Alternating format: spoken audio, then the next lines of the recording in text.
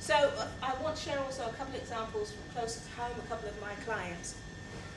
One of my clients has been in business for nearly 25 years, runs a chemist.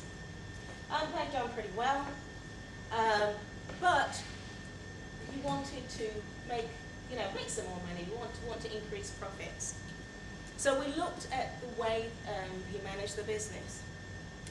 We changed it from a business that the MD made all the decisions and everybody else just followed, to bringing things that we pretty much take for granted. So now I'm talking probably to the converted here to some degree.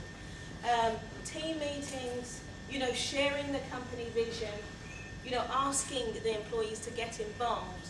This is the vision, this is where we'd like to go. How do you see us getting there? And he cannot, in 6 to 8 months, he cannot believe the change in his employees.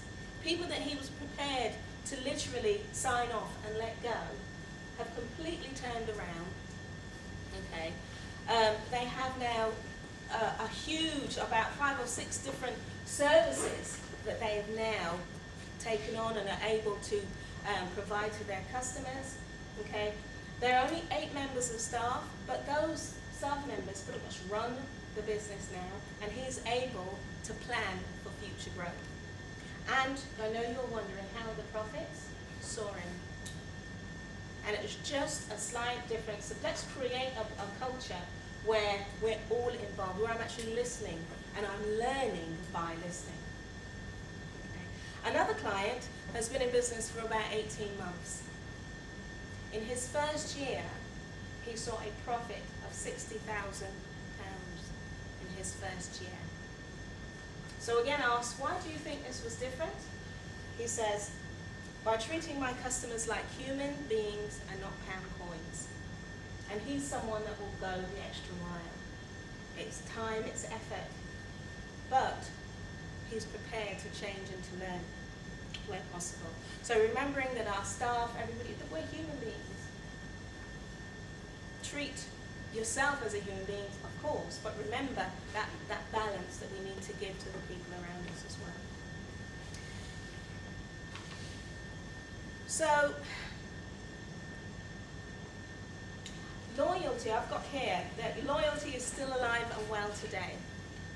But I think what's happened is that loyalty from our staff, from our customers, has not been fed and watered.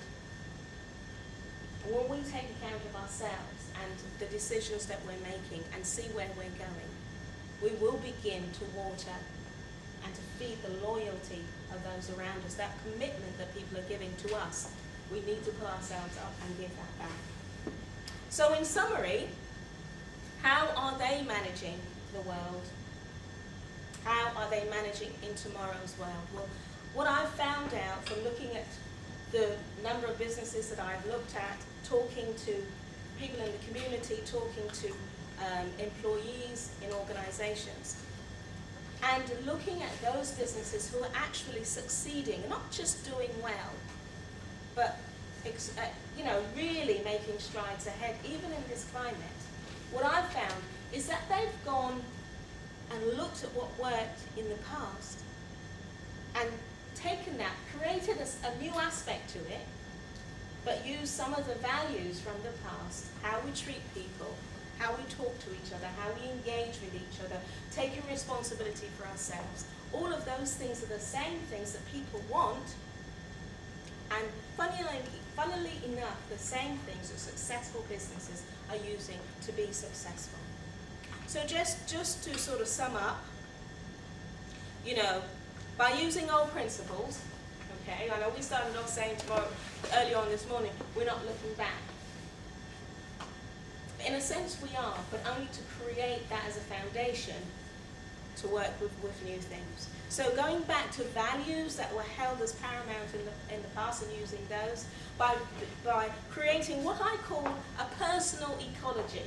And I guess I use that because it's personal, but there are things within that concept that we can all agree with. We can all agree to being honest. Yes or no? Do you agree? Yeah. Can you all agree with taking accountability for your own behavior? Do you think it's important to personally engage in learning? Okay. How about treating people the way we would want to be treated? Yeah. Those are some basic values that we need to make the decision within ourselves that this is the way I'm going to be before it can be shared out to other people. So those, when I say personal ecologies, those are the things that I'm talking about.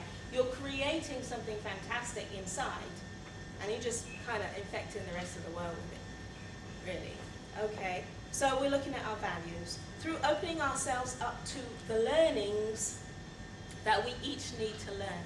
And I believe that in our day-to-day, in our life from day dot to however long, there are things that we need to learn so that we can be the best person, the best manager, the best mother, father, sister, brother, you know, whoever that we could possibly be. But we need to learn those things.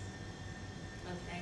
Through holding ourselves accountable for our actions and our behavior, through asking ourselves those sometimes difficult questions, you know, by having a vision of the different aspects of your life. What do you want to be when you grow up in this area of your life? As a manager, as a leader, what's your destination? And staying in touch with our humanity, realizing that the people around us, be they employees or partners or stakeholders of whatever type, they are human. And we need to ensure that they're getting the best life that they can have in terms of how that interacts with us, whether it's job or otherwise. We need to see them as human beings, not pound notes, not numbers, not cogs in the wheel. Okay? And I think that by managing that way, we will certainly be managing in today, but creating a wonderful tomorrow. Thank you.